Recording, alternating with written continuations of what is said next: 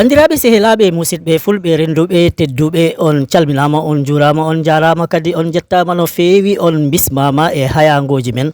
Hande ko alarba hawra e balɗe nogas e nayi e lewru korse hitande ujunaji ɗiɗi e nogas e jeego roɓindo mon jaydeji arti gam tongande on ko ɗi piri ɗi pirti ɗi cari ɗi cakti hande e ndeɗo ñalande. Jayde enquête wi ko laamugude hina wayno e kongi ɗiɗi ɓe jekkitta ille koɓe wemɓe walla koɓe bempilɓe sabo jayde enquête windi ko cafouillage comme gouvernemental sur la dette hina wayno noon e nden ɗon wemre nde yowati ko e ñamande nde ganduɗa Sénégal hombonde jogani lesɗele goɗɗe ɗum tagi noon jayde ɓisdi hen ko Diba délimite son territoire hina wayno omo ganduɗa ka woni Cheikh Diba dey joguiɗo jagorgal ɓamtare e ngaalu e koppareje dey woni ministère des finances hina wayno de kam fondi o joguiɗo jagorgal jotingal e cotgol e jeygol e gureli gortoɗe woni ministre du commerce et de l'industrie woni Serigne Gueye Diop kamen ɗiɗo noon e kongi ɗiɗi ɓe jekkitide hina wayno ɓe nanodirani e nden ɗon ñamande sabo jayde nde windi ko le ministre du commerce ouvre le débat sur la restructuration. Le ministre des Finances ferme aussitôt la porte de Serigne Gueye Diop yekkiti kongol abbine e nden ɗon ñamande de nden tigi omo ganduɗa ka woni Cheikh Diba kam uddi damgal ngal wi ɗum kam yo ɗum tege lesdi jayde ɓisdi hen pourquoi les propos de Serigne Gueye Diop ont immédiatement retenu l'attention des marchés et de Bloomberg, un épisode révélateur des fragilités économiques et des nouveaux équilibres au sein de l'exécutif hina wayno tigi tigi de Serigne Gueye Diop yekkiti kongol ngol de ɗum addi mbiɗen kongi gimmiɗi e ɗo goɗɗum taw noon hina yowati e ɓe ganduɗa kamen jogui sotgol ngol e jeygol ngol e lesɗele e wiide jayde enquête jayde Sud Quotidien kam arti ko e ko ñamate ko taw noon hina reme e sengo wi'etengo ñaay sabo jayde nde windi ko pesticides et eaux usées dans les ñaay l'ombre toxique des cultures maraîchères hina wayno de kala ko remete e mbiɗen gonɗon sengo woni ñaayde ndiyam bonɗam gimmotoɗam e wanokaji ɗam ɓe dosrata ndin ɗon ndemri dey hina wawi ɗum adda caɗele e cellal ɓalli yowati e ɗum ko ɓendata toon hina yeeye e nder jehereji men ha taki jayde Sud Quotidien ɓisdi hen ko sécurité alimentaire l'alerte scientifique hina wayno de ɓe ganduɗa kamen gandal mumen yowati e kala ko fayi e ko ñamatede kamen ɓe mbi ɗen ɗon puudereje ɗe ganduɗa heɗe mbaɗe e ndemri he e si noon ɗam ndiyam gimmotoɗam e wanokaji tawa heɓe ɗam dosra ɗum kam sa renaki ko caɗele ɗum addoyta e si noon ko ñabbuli ɗum addoyta e ɓiɓɓe Sénégal tawa noon ɗum immoto ko e ko yeyete ko woni basalle en carotte en e ko wayi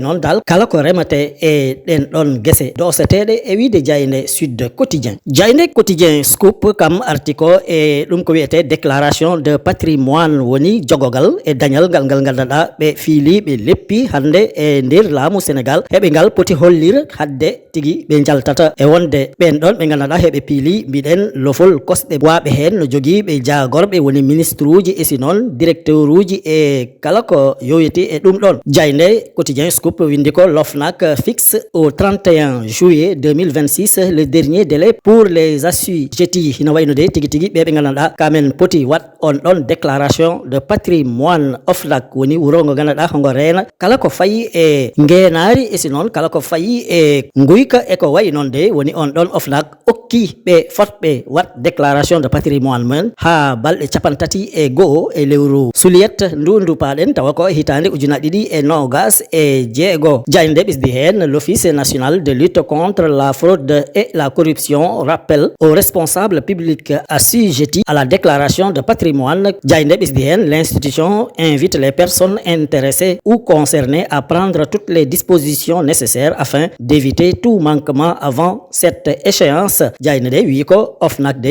wi ko ɓe ganduɗa kamen poti wat déclaration de patrimoine mumen woni hollidde dañal mumen yo ɓe jaw ɓe mbaɗa ɗum hadde noon yottoto e happu o mo ɓe gokka woni balɗe capantati e go'o e lewru Suliet hitande ujunaje ɗiɗi e nogas e jeego e wiide jayde Quotidien Scoop jayde La Tribune arti e on ɗon alhaali ko ɓuuri yaace saabu windi ko déclaration de patrimoine l'OFNAC accorde un ultimatum jusqu'au 31 juillet avant les sanctions ina wayno de gonɗon wuro wiyetengo OFNAC taw noon hongo yurno hongo ƴeewa ko fayi e guyka e ngenari e ko wayi noon de wiide kala mbo waɗani déclaration de patrimoine mum fa jottiɗen e happu o mbo werri woni balɗe 31 e lewru suliyet de kala koɓe ji yoɓe gandu ko kamen toñi saabu noon hina wayno ɗum kam hay goto accirta ɗum noon yoɓe kollir koɓe jogui ko janggo jaam si heɓe jalta e wuro ngongo ɓe keyni ande no koɓe gujji ɗon walla ɓe ƴetti ɗon koɓe potani ƴettu noon tigui jayne nde gonɗiniri ɗum e ɗerewol mum adunol. Jayne Le Soleil dey arti e ɗatgal ngal hoorejo lesdi Sénégal Bassirou Diomaye Diakhar Faye waɗi toon to lesdi Allemagne ɗum noon taki Jayne Le Soleil windi ko Sénégal Allemagne un partenariat stratégique renforcé hina wayno dey hakkude Sénégal e Allemagne dey ngal ɗon ɗatgal ma ngal hollir hakkude ɗen ɗon lesɗele ɗiɗi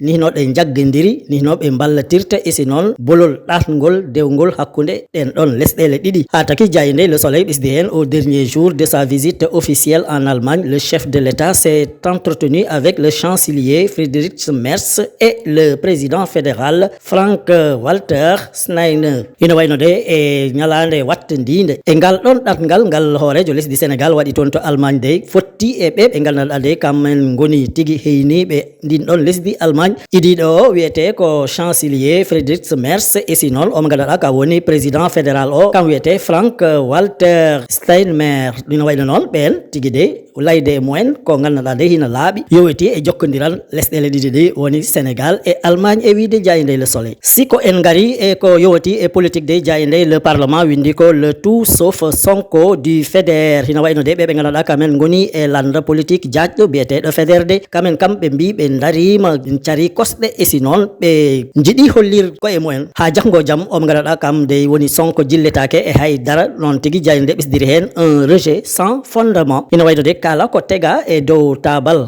ñawoɓe e si noon ko yowati e luwaji Jayne de wi ko ɗum foof de yoɓe mbat feere tan fa Sonko wasa jille e haydara ɗum taki ɓe gimmini on ɗon alhaali. Jayne de ɓesdi hen personne ne sait comment les générations futures regarderont notre époque, elles se demanderont peut-être qu'ont-ils défendu. Ina wayno de e nder Jayne le parlement ɓe gandanɗa kamen jilla e on ɗon gomude ɓe mbi ko janggo e jaam ɓe gandanɗa kamen goni hande sukaɓe si ɓe mawni hono ɓe ƴewrata ɓe wonɓe ɗo hande e yakkere e si noon e ko ɓe mbaɗi ko gandanɗa ɗum rewani lawol e wiide Jayne le parlement. Jayne l'éveil kam arti ko e ɗum ko wiyete audit biométrique de la fonction publique ɗum noon woni ko ƴewde ɓe gandanɗa kamen liggoto e laamu tawa heɓe mbiye fonctionnaire hombo hen woni ɗo hombo hen wasi ɗo won hombo yoɓnoto ɗo tawa ala hen hombo yoɓnoto tawa liggaki saabu wonani e nder lesdi he ɗum foof de laamu ngu yiɗi andu ko ɓe gandanɗa heɓe goni hande e fonction publique tawa noon heɓe jobno lewru maydu kala hombo hen tigui tigui woni ɗo gonga e gonga isi hombo wasi ɗo won ha taki Jayne de windi ko l'état veut connaître ses effectifs réels e wiide Jayne l'éveil ɗum noon ko e ɗeɗo balɗe ɗe paɗen tigui on ɗon audit biométrique et physique waɗate e wiide Jayne l'éveil. Gasnirten ko coftal ɓalli saabu Jayne Rewmi quotidien sport plus windi ko mondial 2026 Edouard Mendy forfait pour le reste de la compétition. Le portier sénégalais est gravement touché au ligament du genou droit. Ina wayno de e ko yowati e desewal aduna hitande ujunaji ɗiɗi e nogas e jeego o ɓe gandanɗa kam woni Edouard Mendy denat ɗo wuro Sénégal woni goal o de hina wayno kam hanti sa renaki wonta jille e mbiɗen pottitte fukko kosguel ɗe ɗepaɗen ɗe Sénégal waɗata toon to lesɗele denduɗe saabu noon on mo gandanɗa kam woni Edouard Mendy de hombo gañi e hofru ñamru ɗum noon ma ɗum tak jooɗo hay siko balɗe sappo e wiide Jayne Rewmi quotidien sport plus. Bandiraɓe sehilaɓe ɗum wondo seeɗa e ko min gaddanno on e ko jayneji ɗi dawi ko tongu hande on jettama on jarama e kettogol mon ñimgol tabitgol on duwanama jaam e kisal tottodiren aadi ha sanga goɗɗo so weeli Allah joom baɗe e bawɗe o.